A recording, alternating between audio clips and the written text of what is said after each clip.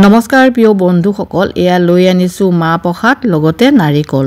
আজি এখাস Assamese recipe and ব্লগলৈ মাহ প্ৰসাদ কেনেকৈ ইডলি দৰে বনাই খাব পাৰি তাকে দেখুৱাইছো।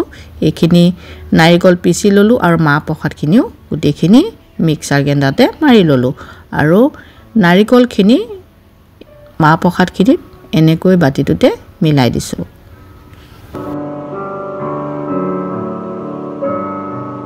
এতিয়া মাহ প্ৰসাদখিনিত এয়া দি দিছো নিমখ দি পেলাই গোটেইখিনি মিলাই লৈছো।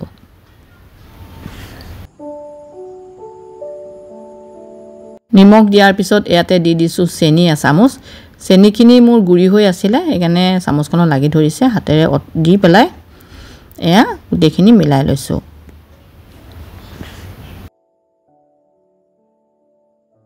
এয়া বাটিটো অকমান অতৰাই থৈছো। ইয়াতে বেকিং পাউডাৰ অকমান দিব লাগিব, তেতিয়াহে ধুনীয়াকৈ ফুলিব। আৰু এডাল ষ্টেণ্ড মই আনি ললো আৰু বেকিং পাউডাৰ টেমাটো লৈ আনিছো। ইয়াতে অকণমান মিলাই লম। বেকিং পাউডাৰৰ জেগাত আপোনালোকে ইনো দিব পাৰে, মোৰ ওচৰত নাই ইনো, সেই গতিকে মই বেকিং পাউডাৰকে দিলোঁ। আৰু এয়া ষ্টেণ্ডডাল লৈ লৈছোঁ মিলাই, আৰু ইয়াতে পানী দি থৈছোঁ, মানে প্ৰেছাৰ কুকাৰত এইটো বহুৱাই দিম ষ্টেণ্ডত সজাই পেলাই। এডাল ষ্টেণ্ড আগলৈ আগবঢ়াই লৈছোঁ আৰু তেল অকণমান লৈ লৈছোঁ। তেলকণ সানি পেলাই ইয়াতে কেনেকৈনো মই ইডলিকেইটা বনাইছোঁ আপোনালোকে ভিডিঅ'টো চালে গম পাব, চাই থাককচোন।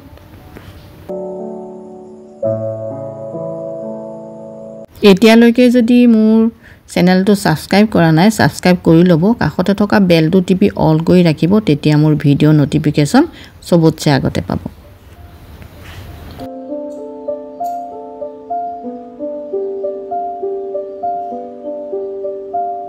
গোটেইখিনি সজাই হৈ গ'ল ইডলি ষ্টেণ্ডত।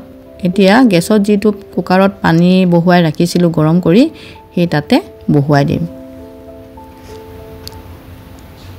এইখিনি চাটনি পিচিবলৈ থৈ দিছোঁ আৰু এয়া মই ষ্টেণ্ডডাল বহুৱাই দিছোঁ।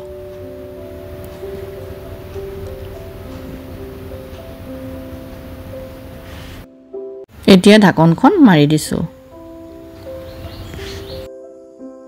7 মিনিটমানৰ পিছত এয়া গেছটো অফ কৰি খুলি দিছোঁ। এয়া ধুনীয়াকৈ হৈ গৈছে আৰু এয়া ঠাণ্ডা হ'বলৈ নমাই ৰাখিলোঁ। ঠাণ্ডা হোৱাৰ পিছত এইখিনি এটা এটাকৈ নমাই দিম। আগতেও এনেকৈ মাহ প্ৰসাদ মই বনাই আপোনালোকক দিছোঁ, থাকি যোৱা মাহ প্ৰসাদ। এইবাৰ ইডলি বনাই দেখুৱালোঁ, আপোনালোকে নিশ্চয় বনাই খাব, খাবলৈ ভালেই পাব। এনেকৈ ইডলিখিনি মানে মাহ প্ৰসাদৰ ইডলিখিনি নমাই ৰাখি দিলোঁ আৰু চাটনি অকণো যে দেখুৱাইছিলোঁ সেইখিনিও বনাই বাটিতে সজাই থৈছোঁ। আৰু এয়া এটা আপোনালোকক দেখুৱাই দিছোঁ, চাওকচোন কিমান ধুনীয়া হৈছে। আৰু এনেকৈ সজাই দিলোঁ। লোভনীয় হৈছেনে? ইমান দেৰি ভিডিঅ'টো চাই থকাৰ কাৰণে ধন্যবাদ জনালোঁ। আপোনালোকে নিশ্চয় বনাই খাব।